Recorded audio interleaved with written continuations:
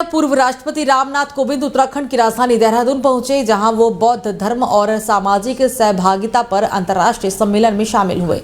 पूर्व राष्ट्रपति ने आंतरिक शांति, मन की स्पष्टता और आध्यात्मिक विकास को बढ़ावा देने में इस प्राचीन अभ्यास के बारे में बताया। उन्होंने कहा कि इस सम्मेलन में हालांकि 11 देशों से आए बौद्ध भिक्षुओं और विद्वानों ने प्रतिभाग किया। पूर्व राष्ट्रपति रामनाथ कोविंद ने बौद्ध धर्म के दार्शनिक आधारों पर प्रकाश डाला। उन्होंने आंतरिक शांति, मन की स्पष्टता और आध्यात्मिक विकास को बढ़ावा देने में इस प्राचीन अभ्यास के बारे में जानकारी दी है। उन्होंने अमृत उद्यान में उनके कार्यकाल में लगाए बोध गया महाबोधि वृक्ष के बारे में भी जानकारी दी।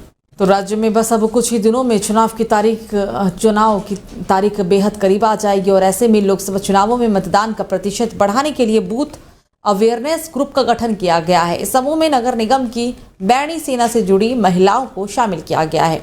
बैणी सेना की महिलाओं को प्रशिक्षण देकर मतदाताओं को जागरूक करने की जिम्मेदारी भी सौंपी गई है। ARO AP वाजपेयी की मौजूदगी में नगर निगम सभागार में आयोजित कार्यक्रम में समूह का गठन किया गया। समूह में मतदान केंद्र पर कार्यरत अध्यापक को नोडल अधिकारी के रूप में तैनात किया गया।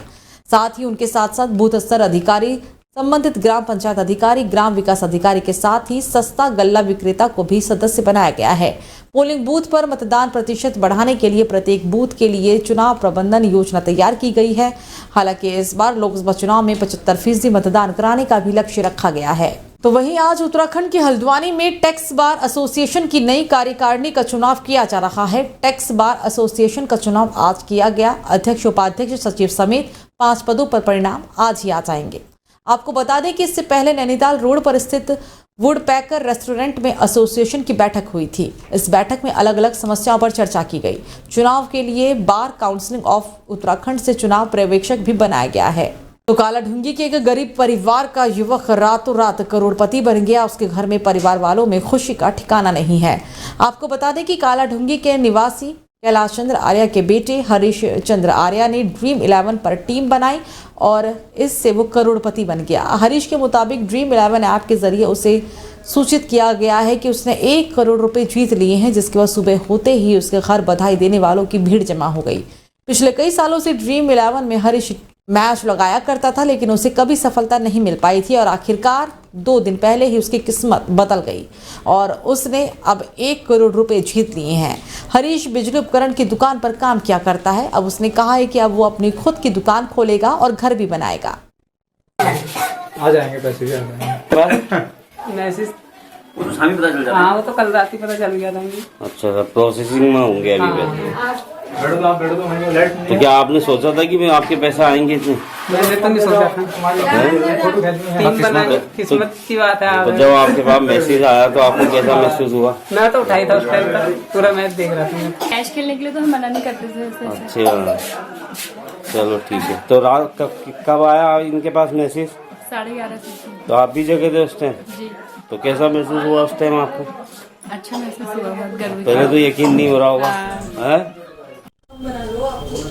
तो रामनगर उत्तराखंड बोर्ड की नई सचिव अब अपर सचिव VP सिमल्टी को बनाया गया है। बीते दिनों हालांकि 31 मार्च को नीता तिवारी सचिव पद से रिटायर हुई थी और इसके बाद शासन के आदेश के बाद अपर सचिव VP सिमल्टी ने सचिव का पदभार संभाला। गौरतलब है कि उत्तराखंड बोर्ड के जरिए हाई स्कूल और इंटर की परीक्षा UTI DL समेत अन्य परीक्षाएं करवाई जाती हैं। सचिव पदभार संभालने के साथ ही उन्होंने हाई स्कूल और इंटर परीक्षा के बारे में विस्तार से जानकारी दी। इनकी जो परीक्षाएं हैं वो 16 मार्च को संपन्न हो गई हैं। मूल्यांकन का हमारा कार्य 27 मार्च से और 10 अप्रैल तक प्रस्तावित है और अभी मूल्यांकन का कार्य चल रहा है। इसके लिए हाई स्कूल में हमारे 1993 परीक्षक लगे हुए हैं और इंटरमीडिएट में हमारे 1581 परीक्षक उत्तर पुस्तिकाओं की जांच कर रहे हैं। टोटल मिलाकर के हमारे दोनों वर्गों में 3674 जो है परीक्षक मूल्यांकन का कार्य कर रहे हैं।